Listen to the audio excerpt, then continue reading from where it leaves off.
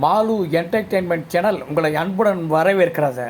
மக்கள் திலகம் நடிக்கின்ற இரட்டை வேட படங்களை எடுத்துக்கொண்டால் அதை நாம் பார்க்கின்ற போது நமக்கே ஒரு சுறுசுறுப்பை ஏற்படுத்தும். 1963 ஆண்டு வெளியான கலை அரசி திரைப்படத்தில் பூமியில் வாழும் மோகன் என்கின்ற கதாபாத்திரமும் வேற்று கிரகத்தில் வாழும் கோமாளியாகவும் இரட்டை வேடத்தில் நடித்திருப்பார் மக்கள் திலகம். இது 10 வித உலோக சத்துக்களால் செய்யப்பட்ட மாத்திரை. 10 வித உலோக சத்துக்கள்.